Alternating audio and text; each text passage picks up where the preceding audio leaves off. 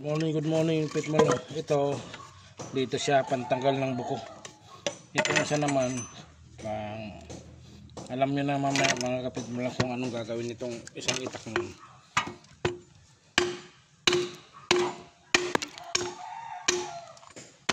Kuha ko ng kulungan ng manok, paitlogan pala.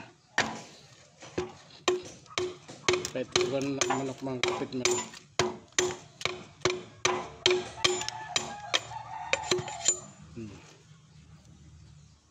Bagong asa yan oh. Medyo matalim.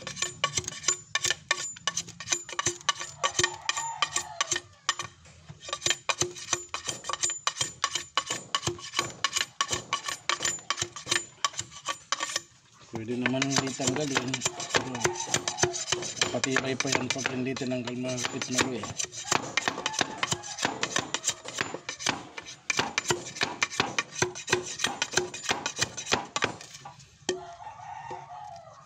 Apat dapat.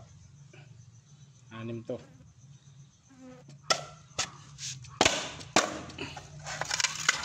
Uy.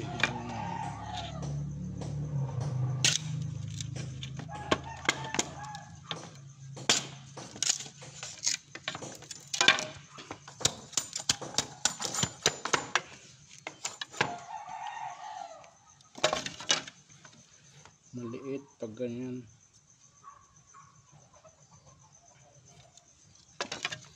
Dito pala.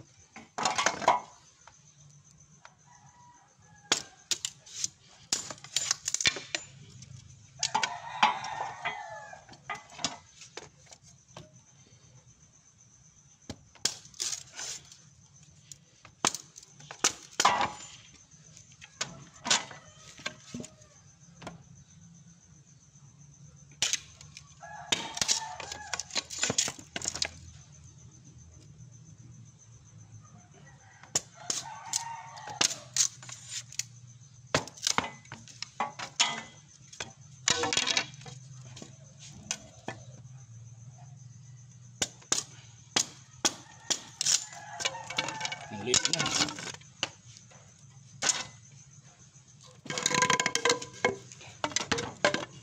Kalimutan ko mag-guantes mga kapitmalo eh. Mga kapitmalo, for today's video is gagawa ng kulungan ng manok at paitlogan ng manok si Pitmalo. Mainit na naman ng panahon. Mga loads. Nagay ko ng guantes para medyo sip ako. Sip ba?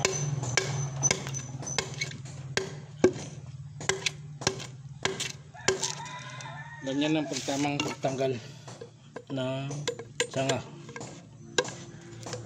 Pag ganito, mabubungi ang itak at saka masisira ito.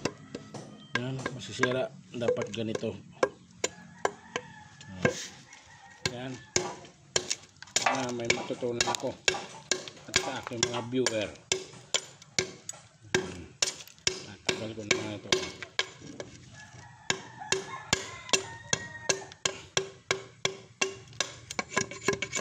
Ayan, pag ganyan medyo tanggal na, pwede mo na ganun yan.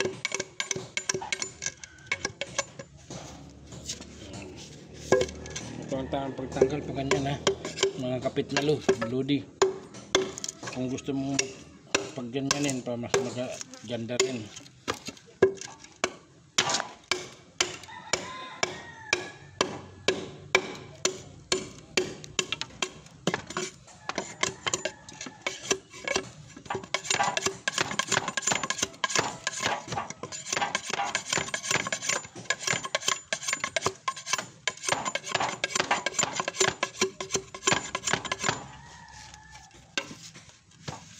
Gawang Pinoy.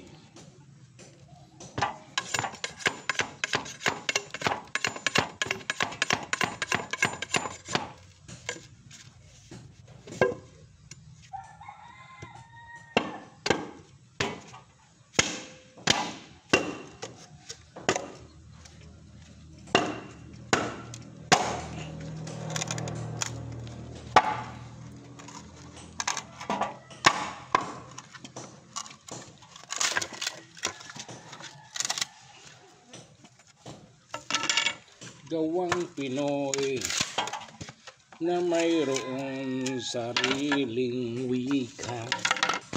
Ako isang Pinoy may sariling wika. Pinoy na isinilang sa ating bansa. Ako'y sanay sa wikang mga banyaga. Ako'y Pinoy na mayroong sariling wika.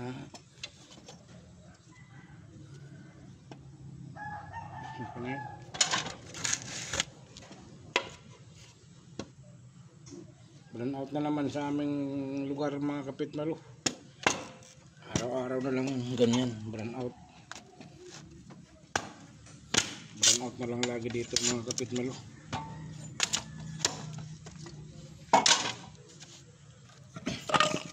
Lagi na lang burn out.